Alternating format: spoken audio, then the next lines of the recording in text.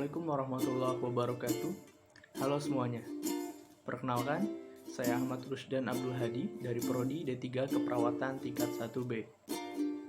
Mata kuliah Psikologi. Di sini saya akan menjelaskan tentang konsep sikap. Sebelum nonton jangan lupa di-like ya. Sikap.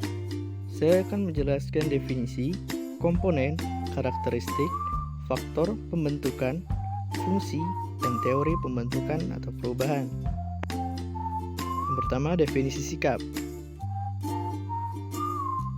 Berorientasi pada respon, berorientasi pada kesiapan respon, dan berorientasi pada skema triadik. Yang pertama, definisi yang berorientasi pada respon. Tokohnya Louis Thurston, Nancy Sillikert, dan Charles Osgood. Menurut mereka, sikap adalah suatu bentuk atau reaksi perasaan. Perasaan mendukung atau favorable maupun perasaan tidak mendukung unfavorable terhadap suatu objek. Menurut Berkowitz. Yang kedua, definisi yang berorientasi pada kesiapan respon. Tokohnya ada Schaef, Bogardus, Lapierre, Mead, dan Allport. Menurut mereka, sikap merupakan kesiapan untuk bereaksi terhadap suatu objek dengan cara-cara tertentu. Kecenderungan potensial untuk bereaksi dengan cara tertentu jika individu dihadapkan pada suatu stimulus yang menghendaki adanya respon. Suatu pola perilaku, tendensi atau kesiapan antisipatif, predisposisi untuk menyesuaikan diri dalam situasi sosial, atau respon terhadap stimulasi sosial yang telah terkondisikan menurut Lapierre. Yang ketiga, definisi yang berorientasi pada skema triadik. Sikap merupakan konstelasi komponen kognitif, afektif, dan konatif yang saling berinteraksi dalam memahami, merasakan, dan berperilaku terhadap suatu objek.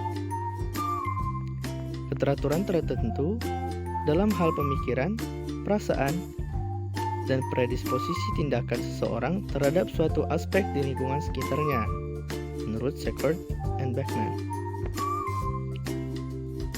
Selanjutnya, komponen atau struktur sikap. Komponen atau struktur sikap ada 3. Yang pertama, kognisi, merupakan kepercayaan, keyakinan, ide, konsep, persepsi, stereotip, pandangan, opini, pengetahuan atau informasi tentang suatu objek. Yang kedua, afeksi, berupa emosi, perasaan, nilai-nilai tentang suatu objek. Yang ketiga, konasi, berupa kecenderungan bertingkah laku atau bertindak terhadap suatu objek. Berikut adalah model 3 component. Selanjutnya, karakteristik sikap. Ada 4. Yang pertama, sikap disimpulkan dari cara-cara individu bertingkah laku. Yang kedua, sikap ditujukan mengarah kepada objek psikologis. Yang ketiga, sikap merupakan suatu yang dipelajari. Yang keempat, sikap mempengaruhi perilaku. Menurut Brigham, 1991. Sikap versus perilaku. Sikap yaitu predisposisi, tendensi, kecenderungan untuk bertingkah laku. Belum bisa dikatakan perilaku atau tindakan atau aktivitas. Sikap dapat memprediksi perilaku yang akan muncul. Sikap dapat mempengaruhi perilaku. Sikap tidak secara langsung berhubungan dengan perilaku. Faktor pembentukan sikap. Sikap adalah suatu yang dipelajari melalui adanya interaksi sosial, saling mempengaruhi, lalu mempengaruhi pola perilaku. Faktor yang mempengaruhi pembentukan sikap. Yang pertama, pengalaman pribadi, kebudayaan, orang yang dianggap penting yaitu orang tua, keluarga, pacar, sahabat, atau pemimpin. Yang keempat, media massa. Yang kelima, institusi atau lembaga, pendidikan atau agama. Dan yang terakhir, faktor emosional dalam diri sendiri atau individu. Fungsi sikap menurut Katz 1960. Yang pertama, utilitarian function, yaitu sikap memungkinkan individu untuk memperoleh atau memaksimalkan reward dan meminimalkan punishment untuk mencapai sasaran tujuan. Yang kedua, knowledge function, sikap membantu memahami lingkungan, dorongan untuk ingin mengerti, untuk memperoleh pengetahuan. Yang ketiga, value expressive function, sikap akan mengkomunikasikan atau mengekspresikan nilai atau identitas yang dimiliki seseorang. Yang keempat, ego defensive function, sikap melindungi diri, menutupi kesalahan, agresi, dan sebagainya dalam rangka mempertahankan diri atau ego. Selanjutnya, teori-teori pembentukan dan perubahan sikap. Di sini saya akan membahas 4 teori pembentukan dan perubahan sikap. Yang pertama, teori keseimbangan. Yang kedua, teori konsistensi kognitif afektif. Yang ketiga, teori ketidaksesuaian. Dan yang keempat, teori atribusi. Yang pertama, teori keseimbangan. Menurut Fritz Heider 1958, bagaimana sikap kita berkenaan dengan orang lain atau objek yang konsisten. Model teori melibatkan perceiver atau P, orang lain O, objek lain atau seseorang X. Ketiga elemen tersebut membentuk satu kesatuan, di mana elemen tersebut dapat menghasilkan keseimbangan atau ketidakseimbangan. Contohnya di bawah ini. Berikutnya ini adalah contoh ketidakseimbangan dan keseimbangan menurut Fritz Heider.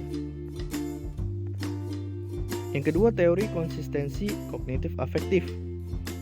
Bagaimana seseorang membuat kognitifnya sesuai dengan afektifnya atau sebaliknya. Bagaimana jika terjadi ketidaksesuaian? Berusaha mengubah kognitif agar sesuai afektif dan sebaliknya.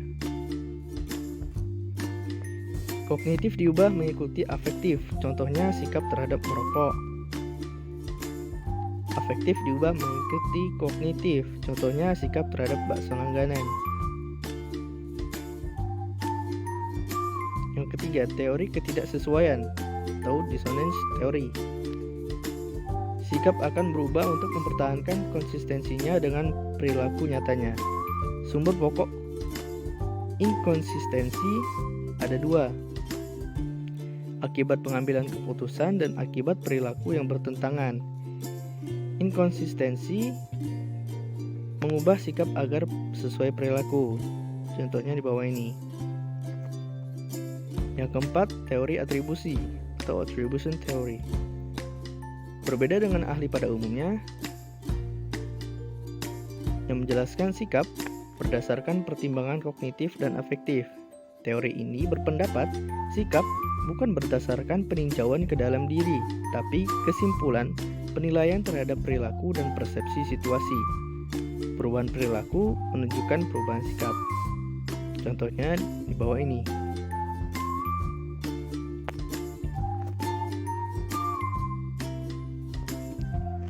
Terima kasih.